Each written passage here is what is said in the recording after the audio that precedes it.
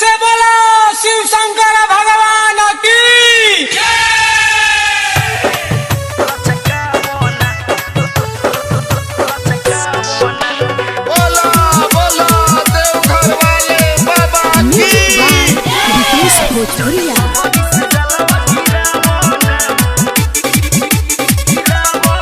जत बाडू बाबा के नगर में चलो भौजी हो बच के डगर में।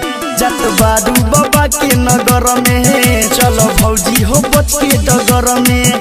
धीरे धीरे तू पैर बढ़ावो ना कि जल्दी गगड़ी से जलावा गिरावो ना। भौजी ऐसे कांवर लचकावो ना, जल्दी गगड़ी से जलावा गिरावो ना। भौजी ऐसे कांवर लचकावो ना।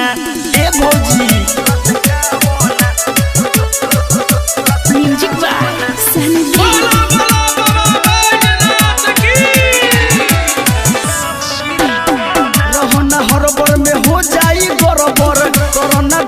तमाशा हो चलो तो बारू मचके भौजी लगता कोइले बारू नासा हो।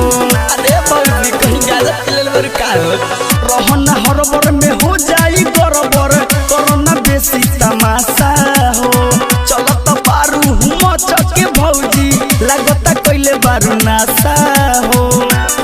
कि तनी बच के कमरिया हिलावो ना, जनी गोबरी से जलावा गिरावो ना। भौजी ऐसे कांवर लचकावो ना, जनी गोबरी से जलावा गिरावो ना। भौजी ऐसे कांवर लचकावो ना।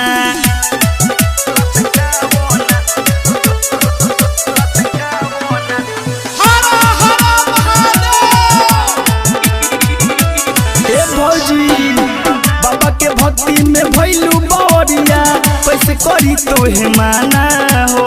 नचता रू तू झूम के बाजता संजय धड़कन के गाना हो। बाबा के भक्ति में भइलू बौरिया, कैसे करी तोहे माना हो। नचता रू तू झूम के बाजता सूरज सूर्या के गाना हो। अमित हरिओम के संगे नचावो ना कि जनी गोबरी से जलावा गिरावो ना। भौजी ऐसे कांवर लचकावो ना, जनी गोबरी से जलावा गिरावो ना। भौजी ऐसे कांवर लचकावो ना। अरे भौजी तनी बच के चला हो। Recording by Ambe recording studio Dostiyan बाजार।